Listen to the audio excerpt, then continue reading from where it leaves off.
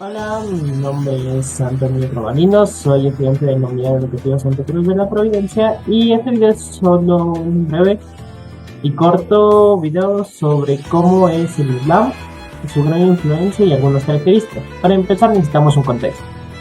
El contexto histórico del Islam es que antes de la expansión del cristianismo, casi todos los pueblos, excepto Israel, eran politeístas. Esto quiere decir que adoraban a más de un solo Dios.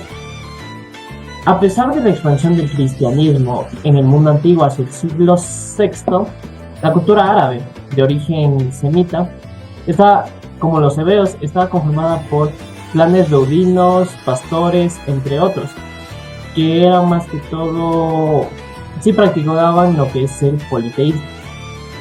El Islam eran grupos dispersos por varios lados del mundo. Por esta razón no tenían nada en parecido además del lenguaje y alguna de las tradiciones, ya que no compartían mucho por la distancia que tenían. Después de esto surgió en este contexto un líder, un profeta, el cual fue Mahoma. Además de ser un profeta, también fue líder y unificador de varias provincias del mundo islam, agregando a estas que era también un creador. Mahoma nació en el año de 570 y murió en el año 632. Él nació en la Meca, en la cual es actualmente Arabia Saudita. Según la tradición islámica, cuentan que Mahoma, a sus 39 años de edad, tuvo su primera revelación de parte de Alá, o Dios, por el arcángel Gabriel. Al ser esto, la revelación era que guía a los pueblos y que ayude a concientizarlos. Por eso a veces salían caravanas. En los inicios de su predicción, o sea, de su papel de profeta, se tuvo que enfrentar contra la Meca, en el cual no aceptaba que el carácter monoteísta, o sea, de un solo Dios y ya, sino que para ese entonces era mucha relevancia el politeísmo. Gracias a esto, Mahoma huyó en el año 622 de la ciudad por este conflicto que se ha causado. Siguiendo con la historia de Mahoma, en el año de 632, según la tradición en la cual Mahoma fue elevado al cielo por sus seguidores, tuvieron una duda en la cual era quién podría o quién va a suplantar su papel como profeta. Y gracias a esto se crearon dos grupos.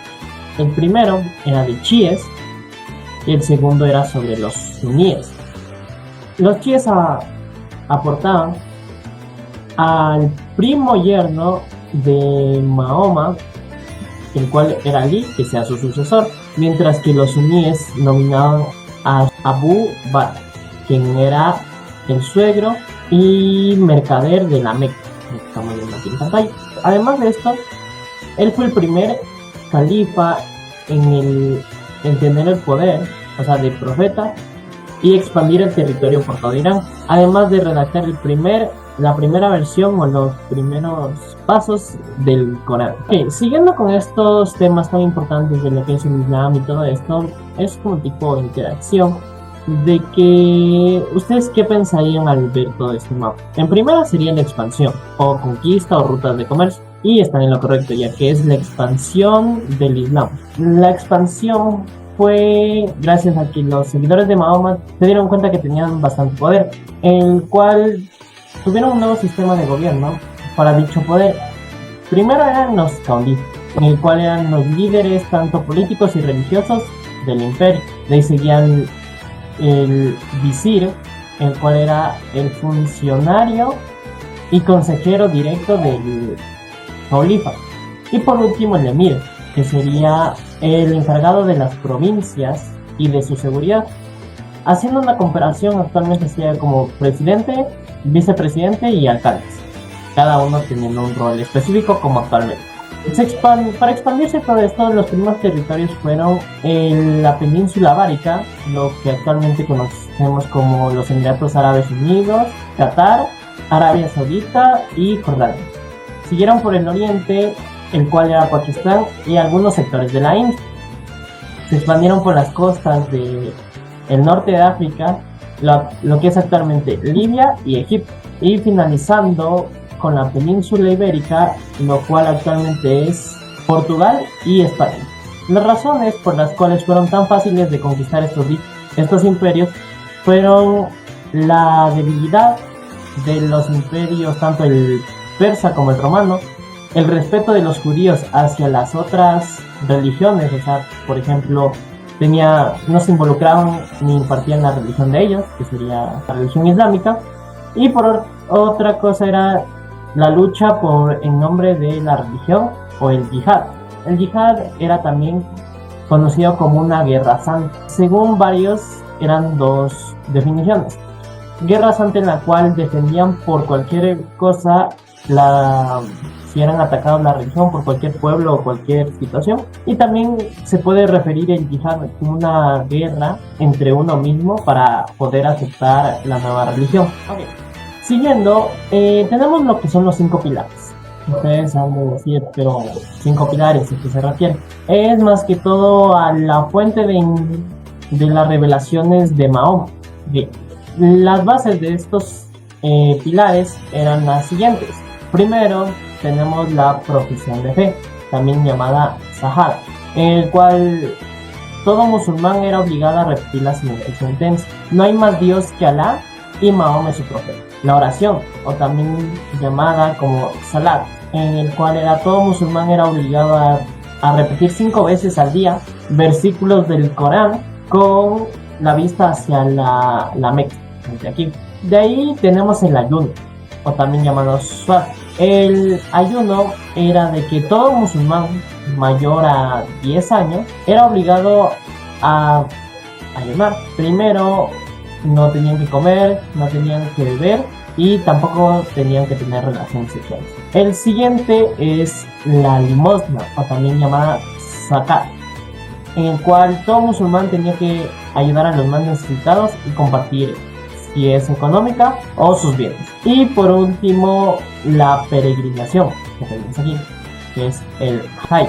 Todo musulmán es obligado a ir de peregrinación a la Meca, aunque sea una vez en su vida. Todos estos principios estaban reflejados en el Corán. Pero para esto, ¿qué es el Corán? El Corán era un libro en el cual tenían las dictaduras de Alá al profeta Mahoma, en el cual consta de 114 capítulos y 621 versículos. Este era un libro muy representativo, ya que tenían las instrucciones o las bases, como son los pilares que acabo de mencionar, para cada islámico. Ellos consideran que la traducción del Corán a otras lenguas ya no sería el sagrado Corán, ya que la lengua importante y la que más se utiliza es la lengua árabe, siendo una lengua tan religiosa, en la cual para personas nuevas se utilizan lo que son las traducciones de dicho libro como herramienta didáctica para que se puedan convertir, ya que no dominan aún la lengua.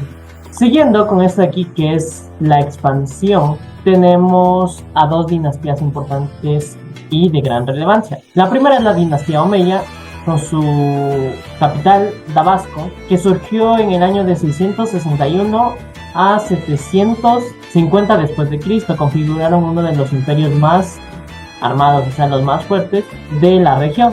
Y también la dinastía Abbasi, los cuales con su capital Bagdad surgieron en el año del 750 y 1258 después de Cristo. Lo que le caracteriza es que se expandió por Oriente y pudo conquistar lo que es actualmente Pakistán. El sistema económico de ese entonces era agrícola y también por productos textiles. Tuvieron gran influencia en las rutas comerciales. Siguiendo con estos temas de expansión, tenemos que la gran mayoría de territorios conquistados adoptaron todo lo que es el islámico, tanto la lengua como las tradiciones. Esto fue en la Edad Media, en la península ibérica, cuando ganaron el conflicto con la monarquía de los visigodos, del rey visigodo de España, y se fundó el Al-Andalus con su capital en Córdoba en el año 711. Finalizando un poco con esto de las expansiones, tenemos la batalla de Poitiers, que se dio en el año de 732, en el cual el ejército franco de Carlos Martel se enfrentó contra el ejército musulmán, dando una batalla muy dura en la cual claramente ganó el ejército franco de Carlos Martel, representando el fin de la expansión del Islam por la península ibérica. En cierto tiempo, lo que es el Al-Andalus estuvo cayendo a tal punto de que Damasco se independizó y fue por la expansión del cristianismo. El periodo de que resaltó más la cultura islámica fue el Califato de Córdoba, en el cual el califa era Al-Rabat III. Este califato de Córdoba se caracterizó por la división en coras o provincias. Además de la división de las provincias, también hubo el control del territorio, en el cual se necesitaba una hacienda económica muy grande. El método para reunir tanto de dinero era cobrando impuestos. Con el dinero recaudado de los impuestos, los califas o los líderes pagaban ejércitos mercenarios y a funcionarios para que ayuden a dirigir los imperios. Para finalizar toda esta historia sobre el Islam, tenemos cómo fueron las rutas de comercio y cómo fue la interacción con los americanos. Al tener varios dominios, tenían varias rutas de comercio, como los de aquí.